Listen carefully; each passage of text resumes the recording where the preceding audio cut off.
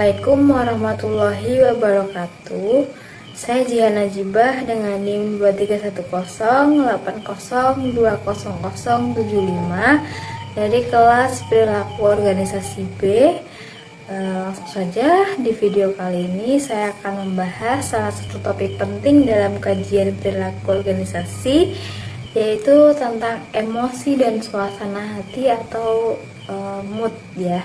Nah, kedua hal ini tuh seringkali dianggap sebagai aspek pribadi yang tidak berkaitan langsung dengan pekerjaan. Padahal dalam realitanya emosi dan suasana hati itu memiliki pengaruh yang sangat besar terhadap perilaku individu di dalam organisasi itu sendiri.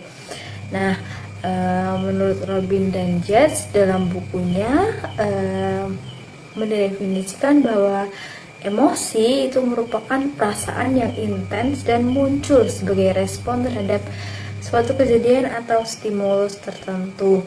Contohnya misalkan rasa senang ketika mendapatkan penghargaan, atau rasa marah ketika menghadapi ketidakadilan di tempat kerja. Nah, sedangkan apa sih suasana hati atau mood itu? Jadi suasana hati atau mood itu merupakan kondisi perasaan yang lebih umum dan bertahan lebih lama, namun seringkali memiliki penyebab yang spesifik. Tidak memiliki sebab yang spesifik. Jadi kayak tiba-tiba bete kayak gitu. Nah, misalkan seseorang dapat merasa sedih atau cemas tanpa mengetahui alasan yang jelas. Jadi benar-benar kayak ngapa-ngapain nggak ada apa-apa, tiba-tiba marah aja, tiba-tiba bete aja kayak gitu. Nah, jadi keduanya itu memiliki peran penting dalam membentuk perilaku individu di tempat kerja. Nah, ada emosi positif ya, seperti antusias atau kebanggaan, dan dapat meningkatkan motivasi, kreativitas, dan kinerja individu. Sebaliknya, kalau emosi negatif itu seperti kemarahan atau frustasi ya, dapat menurunkan produktivitas dan menciptakan konflik dalam tim. Nah, oleh karena itu, pemahaman terhadap dinamika emosi itu menjadi penting ya bagi organisasi untuk menciptakan lingkungan kerja yang sehat dan produktif. Robin dan Judge juga menjelaskan bahwa konsep emosional contagions atau penularan emosi itu ketika proses emosi di seseorang dapat mengaruhi emosi orang lain di sekitarnya. Nah, kayak gini tuh kayak beneran sering terjadi ya dalam tim kerja kayak gitu, kayak dapat di kelompok kerja. Jadi kayak ketika satu anggota tim memiliki semangat tinggi, energinya positif, itu kayak dapat menular ke teman-teman yang lain, jadi kayak lebih semangat.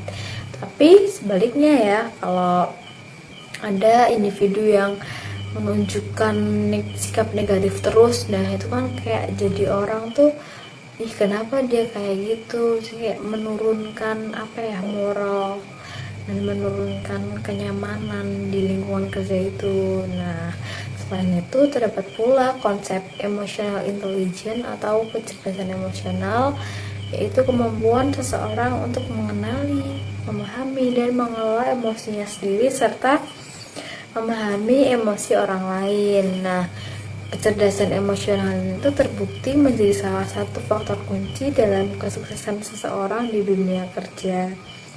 Individu dengan kecerdasan emosional yang tinggi itu dia bakalan cenderung mampu ya menyesuaikan diri dengan tekanan, kemudian juga bisa menjaga hubungan interpersonal yang baik, dan juga individu itu bisa mengambil keputusan lebih objektif gitu. Nah, dalam konteks organisasi, kalau pengelolaan emosi itu bukan hanya tanggung jawab dari individu sendiri ya, tapi juga tanggung jawab organisasi.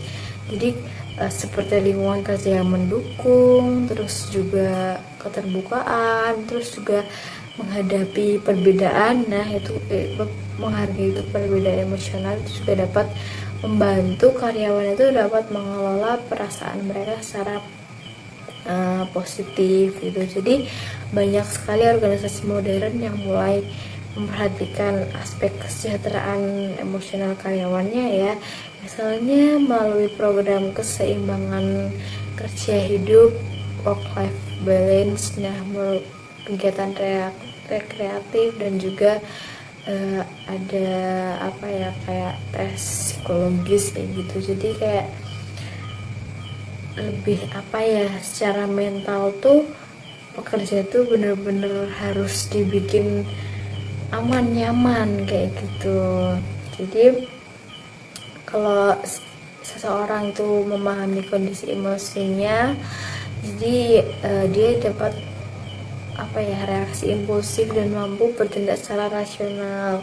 Begitu pula pemimpin yang memahami emosinya anggota timnya itu akan lebih menciptakan suasana kerja yang harmonis dan saling mendukung. Nah, jadi dapat disimpulkan bahwa emosi dan suasana hati itu merupakan komponen penting ya, penting dalam organisasi. Nah, keduanya itu tidak hanya mempengaruhi kinerja individu, tetapi juga mempengaruhi dinamika kelompok dan efektivitas organisasi secara keseluruhan. Nah, oleh karena itu memahami dan juga mengelola emosi dengan baik itu menjadi bagian penting dalam membangun organisasi yang produktif, manusiawi, dan berkelanjutan.